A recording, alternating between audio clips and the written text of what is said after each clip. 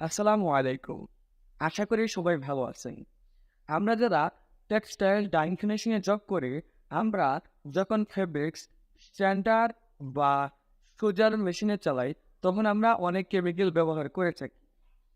তো আমরা shade role, sample এবং ব্যাসের জন্য কেমিক্যাল ব্যবহার করে থাকি। তো পারফেক্টভাবে যদি আপনি একটি টেক্সটাইল না চালাতে পারেন, তাহলে কিন্তু আপনারা ব্যাস ঠিকমতো চালাতে পারবেন না। তাই আজকের এই ভিডিওতে আপনাদেরকে টেস্ট রোল, স্যাম্পল এবং ব্যাস কোন কাপড় কিভাবে কেমিক্যাল ব্যবহার করবেন তা বিস্তারিত এই ভিডিওতে দেখিয়ে দেব। তো ভিডিওটি যদি একটু বড় হয়, তাও ধৈর্য সহকারে আপনারা ভিডিওটি দেখবেন। কেমিক্যাল ব্যবহারের সূত্র আমরা প্রায় সবাই জানি, তো এটা আমরা একটু পরে বলি। তো আমরা সর্বপ্রথম যেটা বলবো তা হলো ট্রেস রুল এবং স্যাম্পল আপনারা কিভাবে কেমিক্যাল ব্যবহার করবেন। যখন আমরা ট্রেস রুল বা স্যাম্পল চালাই, তখন কিন্তু কাপড়টা অল্প থাকে। কাপড় কম থাকার কারণে পিক আপ পারসেন্ট বের করার প্রয়োজন নেই। প্যাটারের নিচে যে টাঙ্কিটা আছে, সাধারণত সানসুপার মেশিনে 70 লিটার পানি ধরে। আর মাঝখানে যে রোলারটা আছে, এই পর্যন্ত পানি যদি নেন, তাহলে 50 লিটারের মতো পানি নিলে চলবে। ধরুন আপনাদের মেশিনে যতটুকু পানি লাগে আপনারা নেবেন। ধরুন এই সানসুপারেরটাই হিসাব করি। তো এখানে ধরুন 50 লিটার পানি আমি নিলাম।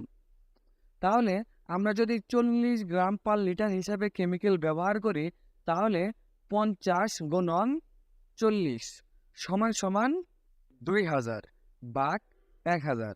তাহলে দেখা যাচ্ছে যদি আপনারা 50 লিটার পানি নিয়ে 40 গ্রাম পার লিটার হিসেবে কেমিক্যাল ব্যবহার করেন, তাহলে 2 কেজি কেমিক্যাল লাগবে। ধরুন আপনারা 70 লিটার পানি নিলেন, তাহলে 40 গ্রাম পার লিটার হিসেবে যদি কেমিক্যাল ব্যবহার করেন, তাহলে 70 গুণন 40 সমান সমান 2800 ভাগ 1000। তাহলে 2 কেজি 800 গ্রাম কেমিক্যাল লাগতেছে। ধরুন 10 কেজি ওজনের একটি শুকনার শেড রোল বা স্যাম্পল, ওইটাতে যদি আপনারা কেমিক্যাল ব্যবহার করেন, তাহলে কিন্তু আপনারা শুধু রোলার পর্যন্ত যদি কেমিক্যাল নেন বা পানি নেন, তাহলে কিন্তু চলবে না। যদি শুকনা থাকে, তাহলে আপনারা হিসাব করে নেবেন ওই স্যাম্পলটাতে কতটুকু পানি খাবে। ধরুন একটি স্যাম্পলে 15 লিটার পানি খাবে, তাহলে আমাদেরকে তার থেকে আরও কমসে কম 40 লিটার বেশি পানি নিতে হবে। কারণ স্ট্যান্ডার বা স্কুজার মেশিনে ট্যাঙ্কির মাঝখানে যে একটি রোলার থাকে, এই রোলারটি আপ করতে হবে। কারণ যদি এটা ফুল না করেন, তাহলে যে স্যাম্পলটা যাবে তা ভিজবে না। ধরুন একটি স্যাম্পলে 15 লিটার পানি লাগবে। আপনি যদি ওই কাপড়ে 15 লিটার পানি দেন, তাহলে দেখা যাবে ট্যাঙ্কির নিচে আপনার 15 লিটার পানি পড়ে আছে, কিন্তু কাপড়ের গায়ে একটুও লাগবে না। তাই অবশ্যই একটি স্যাম্পল বা শেটরুলে যে কেমিক্যাল লাগবে, তার থেকে 30-40 লিটার পানি বেশি নেবেন। মিডিয়ামে আপনারা যদি টেস্ট রোল চালান, তাহলে যখন আপনারা ব্যাচ চালাবেন, তখন আপনারা যে কেমিক্যালের সূত্র আছে, ওই সূত্রটা ব্যবহার করে যদি কেমিক্যাল ইউজ করেন, তাহলে টেস্ট রোল যদি ওকে হয়, তাহলে ব্যাচটাও আপনাদের 100% ওকে হবে। তো চলুন এখন আমরা জেনে নেই ব্যাচ কিভাবে চালাবেন। আমরা ব্যাচ যখন চালাবো, 2টি নিয়মে কেমিক্যাল ব্যবহার করতে পারি। আর কেমিক্যাল ব্যবহারের সূত্র অনেকে অনেকভাবে করে থাকি, কিন্তু আজকে আমি আপনাদেরকে 2টি নিয়ম দেখিয়ে দিব।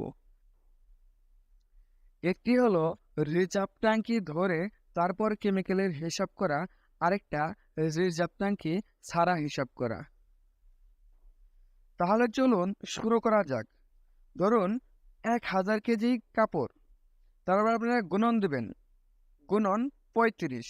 35 এটা হলো পিক আপ পার্সেন্ট। তো আপনারা ভিজা কাপড় থাকলে যে পিক আপ পার্সেন্ট দিতে হবে তা দিবেন, এবং শুকনা কাপড় থাকলে যে পিক আপ পার্সেন্টটা দিতে হবে আপনারা তাই দিবেন। তারপর সময় সমান দিলে আসতেছে 35,000। তারপর আপনারা ভাগ দিবেন 100। 100 দেওয়ার পর এখন আমাদের ফলাফল আসতেছে 350। এখানে 350 যেটা আসতেছে এটা হলো আমাদের 1000 কেজি কাপড় চালানোর জন্য 350 লিটার পানি লাগবে। তারপর আপনারা গুণন দিবেন। গুণনে আপনারা কত গ্রাম পার লিটার হিসাবে কেমিক্যাল ব্যবহার করবেন তাই এখানে দিবেন। তো আমি হিসাব করব 40 গ্রাম পার লিটার হিসাবে। তো আমি 40 দিয়ে দিলাম। 40 দেওয়ার পর সময় সময় দিলে আসতেছে 14,000। 14,000-এ 1,000 দিয়ে যদি আমরা ভাগ করি তাহলে বেরিয়ে আসবে আমাদের 1,000 কেজি কাপড়ে 40 গ্রাম পার লিটার হিসেবে কেমিক্যাল ব্যবহার করলে কত কেজি আসবে। তো আমরা যদি 1,000 কেজিতে 40 গ্রাম পার লিটার হিসেবে কেমিক্যাল ব্যবহার করি, পিক আপ পার্সেন্ট 35 রেখে, তাহলে 14 কেজি কেমিক্যাল লাগতেছে। আশা করি আপনারা এই হিসাবটি বুঝতে পারছেন। এবার চলুন রিজার্ভ ট্যাঙ্কি ধরে আমরা কেমিক্যালের সূত্রটা দেখে নেই। প্রথমে আমরা ফেব্রিক্স ওয়েট 1,000 কেজি ধরলাম, তারপর গুণন 35 পিক আপ পার্সেন্টটা আমরা দিলাম। তারপর রেজাল্ট আসতেছে 35,000। 35,000-রে আমরা 100 দিয়ে ভাগ দেব। তো 100 দিয়ে ভাগ দেওয়ার পরে রেজাল্ট আসতেছে 350। তো 1,000 কেজি কাপড়ে আমরা 35 পিক আপ পার্সেন্ট যদি 35 রাখি তাহলে 350 লিটার পানি লাগবে। তারপর আমরা রিজার্ভ ট্যাঙ্কি হিসাব করব। আপনাদের মেশিনে কতটুকু রিজার্ভ ট্যাঙ্কি ধরতে হয় তা আপনারা এখানে ধরে নেবেন। তো আমি ধরলাম 40 লিটার, তাহলে 350 যোগ 40 সময় সময় আমাদের রেজাল্ট আসতেছে 390। তাহলে আমরা যদি 1,000 কেজি কাপড় 35 পিক আপ পার্সেন্ট ধরে চালাই তাহলে রিজার্ভ ট্যাঙ্কি সহকারে 390 লিটার পানি লাগবে। তো তার মধ্যে আমরা এখন কেমিক্যাল হিসাব করব। আপনারা ওই ফেব্রিক্সে কত গ্রাম পার লিটার হিসেবে কেমিক্যাল ব্যবহার করবেন তাই আপনারা দিয়ে দিবেন। তো আমি দিলাম 390 গুণন 40, আমি 40 গ্রাম পার লিটার হিসেবে কেমিক্যাল ব্যবহার করব। তাহলে আমাদের রেজাল্ট আসতেছে 15,600। 15,600-কে যদি আমরা 1,000 দিয়ে ভাগ দেই তাহলে 15 কেজি 600 গ্রাম কেমিক্যাল লাগবে।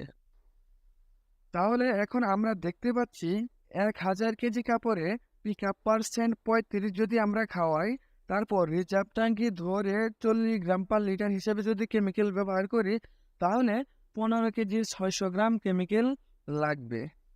আশা করি বুঝতে পারছেন। এই ছিল আজকের ভিডিও। সবাই ভালো থাকবেন, সুস্থ থাকবেন। আসসালামু আলাইকুম ওয়া রাহমাতুল্লাহি ওয়া বারাকাতুহু।